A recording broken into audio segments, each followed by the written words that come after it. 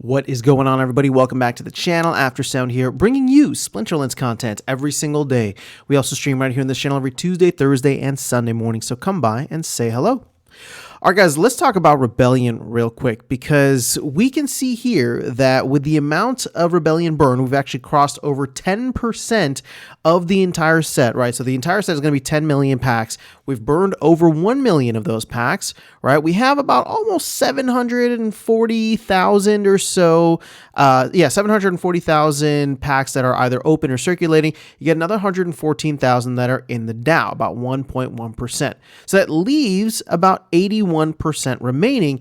And what this got me thinking about was how much is going to end up in the DAO. So let's actually focus in on that. At this point in time, we have 114,000 packs that are in the DAO. And we know that, there's roughly, for anything that doesn't hit like 25,000 packs per day, the way that the burn works, right? If we don't get to 25,000 packs per day, the remainder to top up, 90% is burned. The other 10% goes to the DAO. So assuming we kind of follow the same trend all the way through, that we, end up burning a ton more as we go throughout this, my thought process is, yes, we've bought a lot of packs early on, and that's limited the amount that's gone to the DAO. But even if we just, and I know these are rough numbers, you look at where we're at right now, 80% of packs are available, 81%.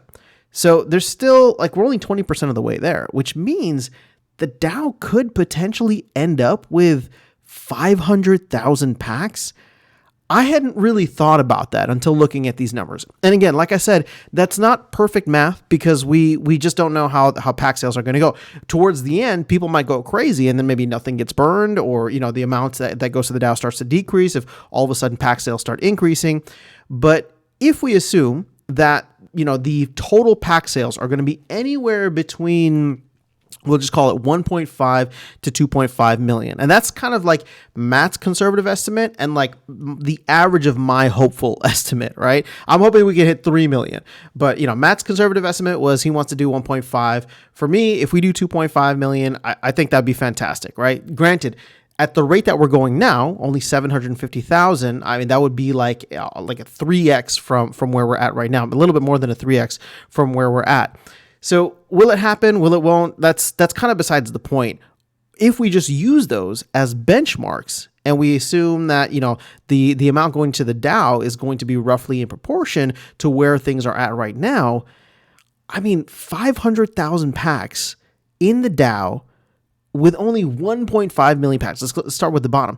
that means there's going to be a 33% more inflation potential from what the DAO owns versus what the rest of the community wanted to have, right? If we only buy 1.5 million packs, that inflation comes down maybe significantly, maybe insignificantly. I don't know. It comes down from 33% down to 20% if we actually get 2.5 million packs, right? So 1.5 million packs means that the 500,000 is obviously a larger percent, right? 33%.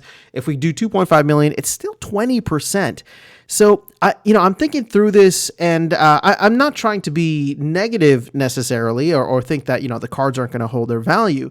But I'm just wondering, what is the DAO going to be doing with those packs? And granted, a safeguard that we have is that I don't think anything stupid with the packs are going to happen in the sense that they're just going to be given out willy-nilly, right? Because we have a lot of folks that would probably vote against that, many top holders who would vote against that.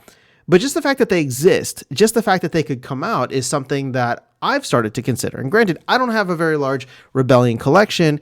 And when I buy cards, it's not from an investment standpoint. So I'm talking about this more from an abstract kind of standpoint here.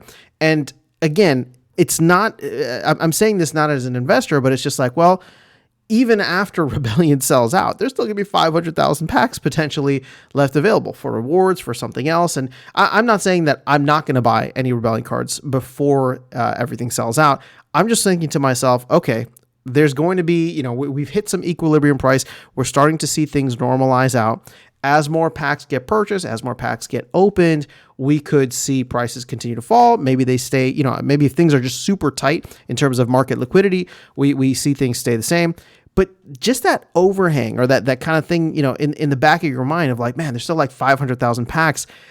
To me, that's significant, right? Because you look at how much the DAO has here for Rift Watchers, and this is 200,000, so it's not insignificant either. But I haven't really thought through what we're going to do with those 200,000 packs, right? 204,000 packs for Rift Watchers, and then another 500,000 packs for Rebellion. And you guys might be saying, well, you know, the Rebellion one isn't really a big deal because Rift Watchers, we only actually got like 1.1 million packs. So here's like a 20% inflation.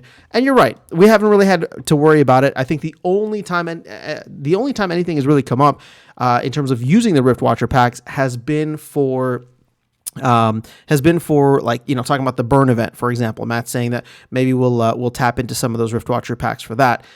Granted, it could be that, you know, we have 500,000 packs of Rebellion sitting in the DAO for years, right? And it's just something that, hey, we'll just give them out as prizes later for whatever the case is. But, you know, that's something that now I'm starting to factor in of like, okay, what is the final number going to be? And whatever the final number of packs sold is, we're going to need to add 500, maybe 600,000 packs on there, right? Just because.